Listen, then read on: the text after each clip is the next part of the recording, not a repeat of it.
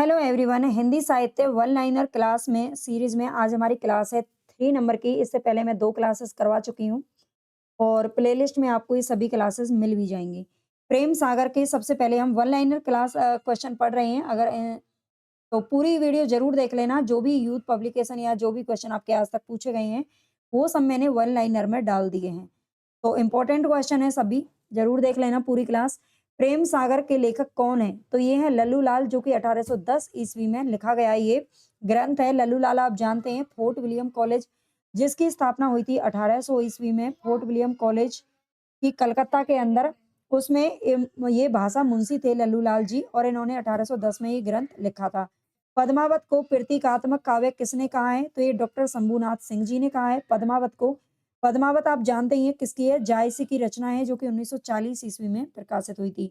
पद्मावत में हीरामन तोता किसका प्रतीक है? तो पद्मावत में एक प्रतीकात्मक काव्य है और ये इसमें गुरु का प्रतीक है हीरामन तोता। इसके पात्र और प्रतीक एक बार यहाँ पर आप रिवाइज कर लीजिए। 14 भुवन ये मानव पिंड का प्रतीक है।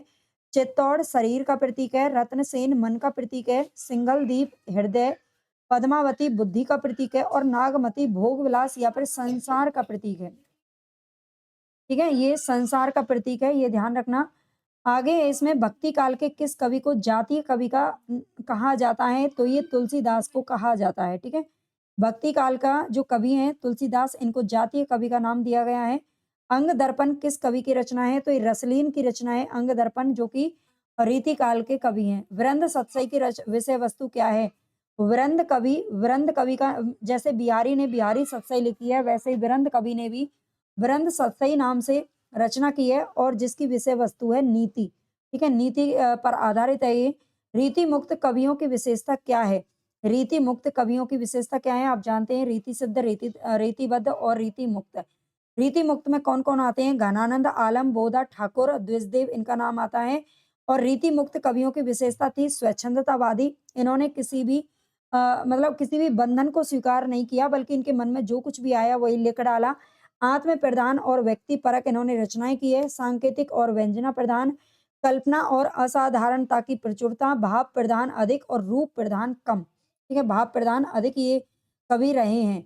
रीति काल को कला काल किसने कहा है? तो ये डॉक्टर रमा शंकर शुक्ल रसाल ने कला काल की संज्ञा दी है। भूषण का वास्तविक नाम क्या था? रीति काल के राष्ट्रीय कवि का दर्जा इनको दिया जाता है, और ये घनश्याम इनका वास्तविक नाम था। ठीक है, राष्ट्रीय यानी कि वीर रस के ये कवि थे। ठीक है, वीर रस के कवि थे, ये ध्यान रखना। हिंदू जाति का प्रतिनिधि कवि भी इनको कहा जाता है, ये भी ध्यान रखना, शुक्ल जी के द्वारा।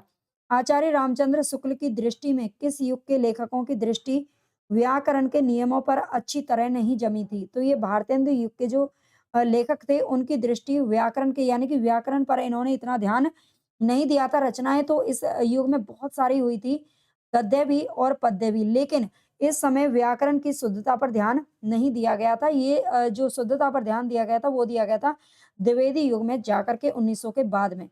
आगे है भारतेंदु मंडल में कौन कौन कवि आते हैं? तो भारतेंदु मंडल में भारतेंदु हरिश्चंद्र, बद्री नारायण चौधरी, प्रेमगन, प्रताप नारायण मिश्र, ठाकुर जगमोहन सिंह, नवनीत चतुर्वेदी, अंबिका दत्त व्यास, राधा कृष्ण दास आदि। ठीक है, इसके अलावा और भी इसमें कुछ कवि के नाम हैं, लेकिन यहाँ पर जो इंपॉर्टेंट है पूछे जाते हैं वो मैंने यहाँ पर लिखे हैं, और बार बार इनसे क्वेश्चन पूछा जाता है, इसलिए एक जगह डाल दिया है।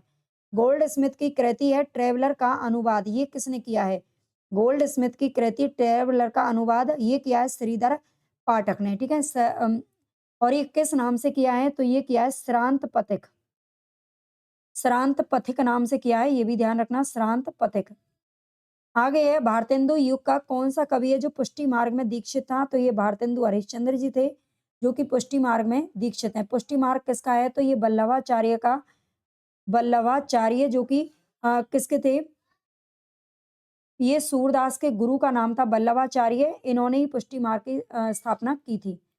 आगे है, अगर आपको इन सभी के 5000 पूरे 5000 प्रश्नों की पूरी सीरीज है, अगर आपको इन सब की पीडीएफ अगर चाहिए, अगर पीडीएफ आपको चाहिए तो आप एप्लीकेशन से जाकर के ले सकते हो। कमेंट बॉक्स में आपको लिंक मिल जाएगी, और ये केवल और केवल 5000 प्रश्नों की जो पीडीएफ है ये आपको 99 रुपए में अवेलेबल हो जाएगी।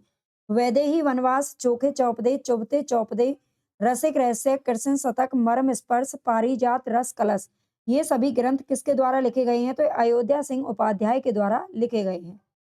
द्विवेदी युग को जागरण सुधार काल की संज्ञा किसने दी? और ध्यान रखना, ये द्विवेदी युग के कवि हैं अयोध्या सिंह उपाध्याय। द्विवेदी युग को जागरण सुधार काल की संज्ञा किसने दी है? तो डॉक्टर नगेंद्र ने दी है। जागरण सुधार काल, ठीक है, पुनर्जागरण काल की संज्ञा इन्होंने भारतेंदु काल को दी है, ये ध्यान रखना। और जागरण सुधार काल की संज्ञा द्विवेदी युग को दी है। द्विवेदी जी ने किस भाषा को कविता के सिंहासन से उतार कर खड़ी बोली को प्रतिष्ठित करने में काफी योगदान दिया है? तो ये ब्रज भाषा को दिया है। पहले ब्रज भाषा का ही अधिकार था गद्य और पद्य दोनों में, लेकिन द्विवेदी युग में महावीर प्रसाद द्विवेदी जी ने यहाँ पर क्या किया, मतलब ब्रज भाषा को छोड़ करके कभी खड़ी बोली में ही गद्य और पद्य दोनों को लिखने के लिए बहुत ही ज्यादा लोगों को क्या दिया, प्रेरणा दी। उम, इसीलिए ब्रज भाषा जो कविता के सिंहासन पर बैठी हुई थी उसको नीचे उतार दिया गया और खड़ी बोली को स्थान दे दिया गया। खड़ी बोली हिंदी का प्रथम महाकाव्य कौन सा है? तो यह प्रिय प्रवास 1914 ईस्वी में लिखा गया था। 17 सर्ग हैं इसके अंदर। और ये भी ध्यान रखना है कि ये हरिऔध जी के द्वारा लिखा गया है, ठीक है। हरिऔध यानी कि अयोध्या सिंह उपाध्याय, हरिऔध के द्वारा ये लिखा गया है। आगे है, भक्ति काल में गृहस्थ जीवन का जैसा सुंदर चित्रण सूरदास में मिलता है वैसा ही आधुनिक काल के किस कवि में मिलता है? तो ये मिलता है मैथिली शरण गुप्त के में, ठीक है। भक्ति काल में गृहस्थ जीवन का जैसा सुंदर चित्रण गृहस्थ जीवन का, ठीक है, गृहस्थ जीवन का सुंदर चित्रण किस में मिलता है? सूरदास में। वैसा ही आधुनिक काल के मैथिली शरण गुप्त में भी मिलता है।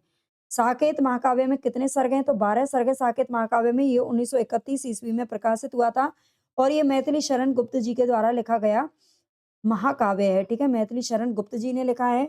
गीत गुंज किस कवि की रचना है? तो ये सूर्यकांत त्रिपाठी निराला जी की रचना है गीत गुंज। जयशंकर प्रसाद कृत प्रलय की छाया की विषय वस्तु के केंद्र में कौन है? तो ये रानी कमलावती का पश्चाताप, ठीक है। जयशंकर प्रसाद के द्वारा लिखी गई है प्रलय की छाया। प्रलय की छाया नामक जो रचना है इसमें रानी कमलावती का पश्चाताप दिखाया गया है। हिम किरीटनी, हिम तरंगिनी, माता और समर्पण, ये सभी कविताएं किसके द्वारा लिखी गई हैं? तो माखनलाल चतुर्वेदी जी के द्वारा लिखी गई हैं। नेक्स्ट है, शेर सिंह का शस्त्र समर्पण के रचनाकार कौन है? तो ये है जयशंकर प्रसाद जी। अंतःकरण की वृत्तियों के चित्र का नाम कविता है। कविता के बारे में यह उक्ति किसकी है? तो ये है महावीर प्रसाद द्विवेदी जी की उक्ति है, जिनके नाम पर द्विवेदी युग का नामकरण हुआ था।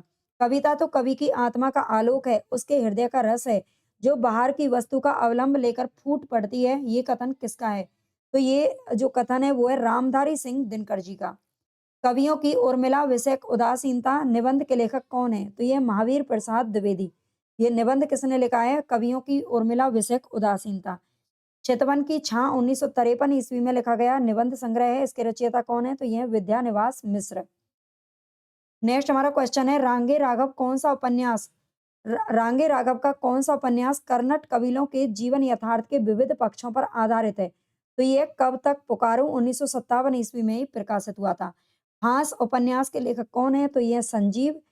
तर्पण और त्रिशूल, तर्पण और त्रिशूल दो उपन्यास हैं, किसके द्वारा लिखे गए हैं? तो शिव मूर्ति के द्वारा लिखे गए हैं, तर्पण और त्रिशूल। सुरंग में सुबह उपन्यास के लेखक कौन है? तो ये मिथिलेश्वर। सुरंग में सुबह उपन्यास के लेखक मिथिलेश्वर हैं। औरत की बोली उपन्यास के रचनाकार कौन है? तो यह गीता श्री। औरत की बोली नामक उपन्यास किसका है? गीता श्री का है। तीसरी सत्ता उपन्यास के लेखक कौन है? तो ये गिरिराज किशोर हैं। तीसरे सत्ता नामक जो उपन्यास है गिरिराज किशोर का है। चौखट उपन्यास के रचयिता कौन है? तो ये द्रोणवीर कोहली ने लिखा है चौखट। चौगाने हस्ती नामक उर्दू उपन्यास को प्रेमचंद ने हिंदी में किस नाम से लिखा है? ये मैं आपको पहले भी बता चुकी हूँ कि जो प्रेमचंद जी है वो पहले उर्दू में लिखा करते थे नवाब राय नाम से। लेकिन 1908 ईस्वी में जब इनके सोजे वतन को अंग्रेजों द्वारा जब्त कर लिया गया तो उसके बाद इन्होंने प्रेमचंद नाम से लिखना शुरू किया, जो कि नाम इन्हें मुंशी दया नारायण ने दिया था। और इसके बाद जो इन्होंने उर्दू में रचनाएं लिखी थी उनका इन्होंने हिंदी में रूपांतरण करना शुरू कर दिया। ठीक है, उर्दू की जितनी भी रचनाएं थी उन सबको ये चाहते थे कि लोग इनको पढ़ें, ज्यादा से ज्यादा ये जनता इनको पढ़े, इसलिए इन्होंने हिंदी में रूपांतरण किया। तो चौगाने हस्ती नामक जो उर्दू उपन्यास है इसको रंगभूमि नाम से इन्होंने इसमें हिंदी में रूपांतरण इसका कर दिया और 1925 ईस्वी में प्रकाशित हुआ। आगे है उर्दू उपन्यासों का हिंदी में रूपांतरण, सारे यहाँ पर आपको देखने को मिलेंगे। असरारे माविद देवा स्थान, असरारे माविद देवा स्थान रहस्य हम खुरमावे हम सवाब। देखिए यहाँ पर थोड़ा सा डैश की मिस्टेक है बस।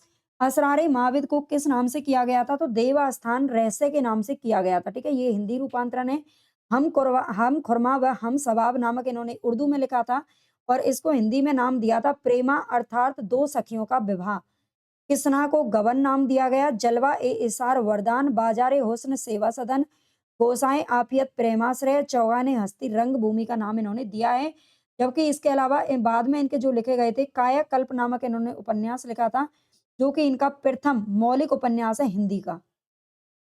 दिन भर रोजा रहते हैं, रात हनत हैं गाय, यह तो खून व बंदगी कैसे खुशी खुदाए। ये पंक्ति किसकी है? तो ये कबीरदास की पंक्ति है। कबीरदास जी कहते हैं, कबीरदास जी ने हिंदू और मुस्लिम दोनों को ही ललकारा था, धमकाया था किस चीज़ के लिए? जो वो पाखंड करते थे उनके लिए। वो कहते हैं कि दिन भर तो रोज़ा रहते हैं, ये मुस्लिमों को पर मतलब कहा है उनकी जो भी काम वो करते हैं ना, उस पर आक्रमण इन्होंने किया है। दिन भर रोज़ा रहते हैं, रात हनत हैं गाय। आगे है महाश्वेता, बागेश्वरी, ब्राह्मी, शारदा, वीणा पानी, भारती और इला। ये सभी किसके पर्यायवाची शब्द हैं? तो ये सरस्वती के पर्यायवाची शब्द हैं। आविर्भाव का विलोम शब्द क्या होगा? तो ये होगा तिरोभाव, आविर्भाव, तिरोभाव। कलापी, शिखंडी, मयूर, शिव, शिव सुत वाहन, ध्वजी, केकी, सारंग, नीलकंठ और हरि, ये सभी किसके पर्यायवाची हैं? तो ये मोर के पर्यायवाची शब्द हैं। महत्वाकांक्षा का मोती निष्ठुरता की सीपी में पलता है, ये प्रसाद के किस नाटक का कथन है? तो ये चंद्रगुप्त नाटक का कथन है, जो कि 1931 ईस्वी में प्रकाशित हुआ था। आगे हिंदी साहित्य में सरदार पूर्ण सिंह की ख्याति किस रूप में है? तो एक निबंधकार के रूप में है और इन्होंने अपने जीवन में केवल और केवल 6 निबंध लिखे थे, ठीक है? 6 निबंधों की रचना इन्होंने की थी। वो मैं पहले क्लास में आपको बता भी चुकी हूँ सारे निबंध। मोहन राकेश के आधे अधूरे नाटक के प्रमुख स्त्री पात्र का क्या नाम है? तो ये सावित्री नाम है, ठीक है? सावित्री नाम है। पांडव शब्द में कैसा प्रत्यय है? तो तद्धित प्रत्यय है, ठीक है? तद्धित प्रत्यय किसमें लगता है? संस्कृत में 2 प्रत्यय होते हैं, कृत प्रत्यय और तद्धित प्रत्यय। जो संज्ञा, सर्वनाम या विशेषण के पीछे लगता है, वो तद्धित प्रत्यय होता है, जबकि जो क्रिया के पीछे लगता है, क्रिया शब्द में लगता है, वो कृत प्रत्यय होता है। जिस समास में उत्तर पद की प्रधानता होती है, उसे क्या कहते हैं? तो तत्पुरुष समास कहते हैं। शोकाकुल में कौन-सा समास है? तत्पुरुष समास है। ऐतिहासिक नाटककार के रूप में कौन सर्वाधिक प्रसिद्ध है? तो ये जयशंकर प्रसाद जी प्रसिद्ध हैं। साईं के सब जीव हैं, कीरी कुंजर दो, ये पंक्तियाँ किसकी हैं? तो ये कबीरदास की पंक्तियाँ हैं। हिंदी भाषा में वचन कितने प्रकार के होते हैं? तो 2 प्रकार के होते हैं, जबकि संस्कृत में 3 वचन होते हैं। मनुष्य और मनुष्य के बीच वस्तुओं के विषय में अपनी इच्छा और मति का आदान-प्रदान करने के लिए व्यक्त ध्वनि संकेतों का जो व्यवहार होता है, उसे भाषा कहते हैं। भाषा की ये परिभाषा किसने दी है? तो ये डॉक्टर श्याम सुंदर दास जी ने दी है। ठीक है? भाषा की परिभाषा आपको अच्छे से याद रख लेनी है। अपभ्रंश भाषाओं का विकास किससे हुआ है? तो ये प्राकृत भाषाओं से अपभ्रंश का विकास हुआ है। ट्रेनिंग शब्द का पारिभाषिक शब्द क्या है? तो ये प्रशिक्षण है। ये प्रश्न आपके टीजीटी, पीजीटी जैसे एग्जाम में अलग-अलग में पूछे गए हैं, है ना? छत्तीसगढ़ी बोली हिंदी के किस उपभाषा वर्ग के अंतर्गत आता है? तो ये पूर्वी हिंदी के अंतर्गत आता है।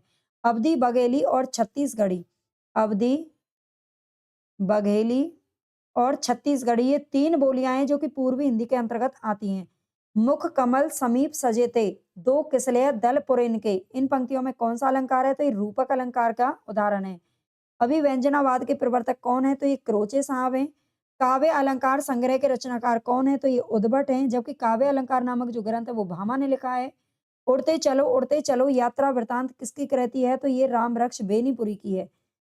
कुछ आप बीती कुछ जग बीती, इस संस्मरण के लेखक कौन है? तो ये भारतेंदु हरिश्चंद्र जी हैं। वे दिन वे लोग संस्मरण किसका है? तो ये शिव पूजन सहाय का है। महादेवी वर्मा ने गौरा नामक संस्मरण किस जानवर पर आधारित लिखा है? तो गाय पर आधारित लिखा है गौरा नामक जो संस्मरण है। जंगल के जीव किसकी संस्मरणात्मक कृति है? तो ये श्री राम शर्मा की है। कस्तूरी कुंडल बसे, ये आत्मकथा किसने लिखी है? तो ये मैत्रेयी पुष्पा जी ने लिखी है। रस सिद्धांत और नई समीक्षा, नए संदर्भ आलोचनात्मक कृतियां किसकी हैं? तो ये डॉक्टर नगेंद्र ने लिखी है। रस सिद्धांत एक है और नई समीक्षा, नए संदर्भ, ये दोनों आलोचनात्मक कृतियां हैं डॉक्टर नगेंद्र जी की। निराला की साहित्य साधना किसकी आलोचनात्मक कृति है? तो रामविलास शर्मा जी की है, जो कि 1969 ईस्वी में लिखी गई है। काव्य में अभिव्यंजनावाद और काव्य में रहस्यवाद, ये दोनों आलोचनात्मक ग्रंथ किसके हैं? तो रामचंद्र शुक्ल जी के हैं। हिंदी साहित्य 20वीं शताब्दी आलोचनात्मक ग्रंथ के लेखक कौन है? तो ये नंद दुलारे वाजपेयी जी हैं। भारतीय सौंदर्य बोध और तुलसीदास नामक आलोचनात्मक ग्रंथ किसने लिखा है? तो रामविलास शर्मा ने लिखा है 2001 ईस्वी में। आगे ताई और रक्षाबंधन नामक कहानियाँ किसकी हैं? दोनों कहानियाँ हैं। कहानियाँ किसने लिखी हैं? विशंबर नाथ शर्मा ने लिखी हैं। ताई और रक्षाबंधन। काव्य मीमांसा, बाल रामायण, बाल भारत, कर्पूर मंजरी, विद्वत साल भंजिका आदि ग्रंथ किसके द्वारा लिखे गए हैं? तो राजशेखर ने लिखे हैं। चंद्रधर शर्मा गुलेरी की कहानी उसने कहा था, इसका आधार विषय क्या है? तो प्रथम विश्व युद्ध की पृष्ठभूमि है। ये 1915 ईस्वी में सरस्वती पत्रिका में प्रकाशित हुई थी।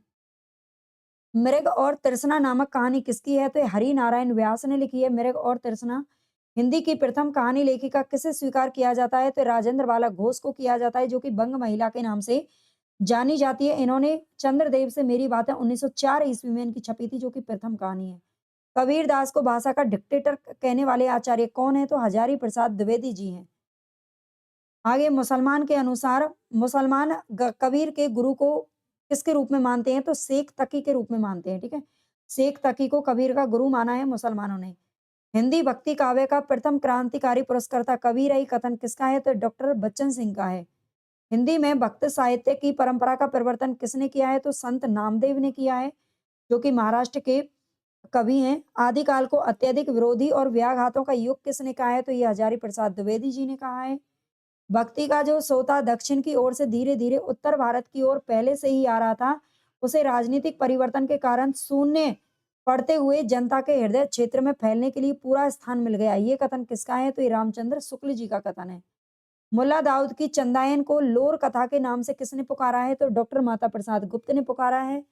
जायसी की कौन सी रचना है जिसमें वर्णमाला के एक एक अक्षर को लेकर सिद्धांत संबंधित तत्वों से भरी चौपाइयां लिखी गई हैं? तो यह अखरावट। कबीर ने केवल भिन्न प्रतीत होती हुई परोक्ष सत्ता की एकता का आभास दिया था। प्रत्यक्ष जीवन की एकता का दृश्य सामने रखने की आवश्यकता बनी हुई थी। ये जायसी द्वारा पूरी हुई। ये कथन किसका है? तो ये शुक्ल जी का कथन है।